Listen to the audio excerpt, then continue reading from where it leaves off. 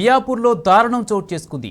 ఓ real estate కంపెనీలో ఉద్యోగం చేస్తున్న యువతిపై దారుణ అఘాయిత్యానికి ఒడిగట్టారు సహోద్యోగులు. సైట్ సీయింగ్ పేరుతో యువతిని కారులో తీసుకెళ్లి ఆమెపై లైంగిక దాడికి పాల్పడ్డారు.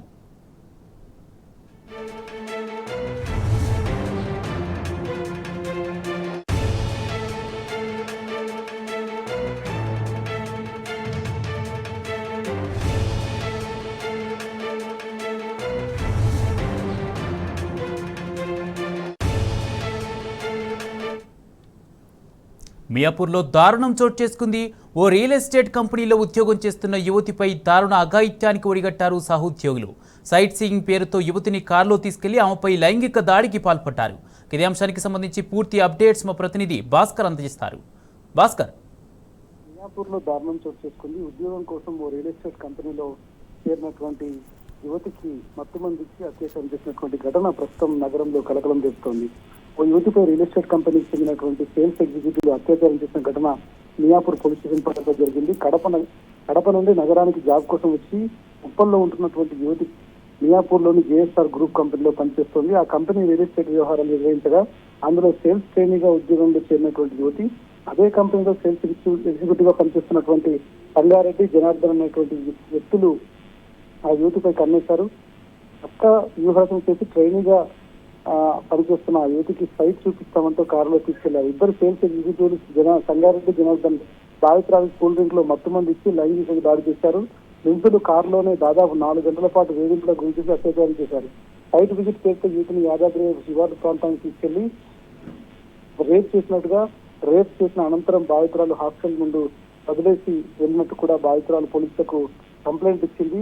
రియల్ ఎస్టేట్ సైట్ లోనే అమ్మాయిపై సంగారెడ్డి, జనార్దన్ అత్యాచారం చేశారు. అయితే ఘటన జరిగిన రాత్రే యువతి ఉప్పల్ పోలీసులను ఆశ్రయించింది. 0 ఎఫ్ఐఆర్ కింద కేసు నమోదు చేసినటువంటి ఉప్పల్ పోలీసులు కేసును అక్కడి నుండి మియాపూర్ కు బదిలీ చేశారు. కేసు నమోదు చేసినటువంటి పోలీసులు నిందితుడు సంగారెడ్డి, జనార్దన్ ఇద్దరిని అదుపులోకి తీసుకున్నారు. అరెస్ట్ చేసి విచారణ చేస్తున్నటువంటి సందర్భంలో రియల్ ఎస్టేట్ కంపెనీలో పనిచేస్తున్నటువంటి మరో ఇద్దరు సేల్స్ ఎగ్జిక్యూటివ్ యువతులను అయితే ఇలానే రేప్ చేసినటువంటి సంఘటన బెదిరించి బాధితురాలు పోలీసుల వాంగ్మూలంలో బయటపడింది.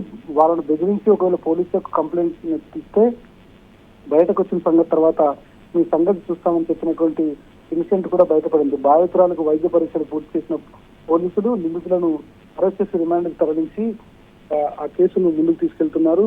రోజు రోజుకు నగరంలో ఇట్లాంటి అత్యాచారాలు, హత్యలు, దోపిడీలు, దొంగతనాలు పెరిగిపోతున్నటువంటి నేపథ్యంలో పోలీసులు మాత్రం ఎప్పటికప్పుడు జరుగుతున్నటువంటి సంఘటనలను కేవలం కేసులు నమోదు చేసి వారిని అరెస్ట్ చేసి జైలుకు తరలిస్తున్నారు తప్ప ఇట్లాంటివి జరగకుండా పెట్రోలింగ్ పెంచడం, పోలీసుల పహారా కొనసాగించడం, ఓవైపు ఫ్రెండ్లీ పోలీసులుగా ఉంటాం కానీ నేరస్తుల పట్ల కఠినంగా వ్యవహరిస్తామని ఉన్నతాధికారులు అదేవిధంగా నాయకులు చెప్తున్నటువంటి సందర్భాల్లో అవి కేవలం మాటలకు మాత్రమే పరిమితం అవుతున్నటువంటిది ఇట్లాంటి ఇన్సిడెంట్లు బాధితులు పెద్ద ఎత్తున ఆవేదన వ్యక్తం చేస్తున్నారు. ఇప్పటికైనా పోలీసు వ్యవస్థను బలోపేతం చేయాల్సినటువంటి అవసరం ఉంది. కేవలం 6 నుంచి 7 నెలల కాలంలో నగరంలో విస్తృతంగా హత్యలు, అత్యాచారాలే కాకుండా దొంగతనాలు కూడా పెరిగిపోతున్నటువంటి నేపథ్యంలో ఇప్పటికైనా పోలీస్ శాఖ దీనిపైన దృష్టి సారిస్తే బాగుంటుంది అనేటువంటిది బాధితులు ఆవేదన వ్యక్తం చేస్తున్నారు. Kumar, right, thank you Bhaskar.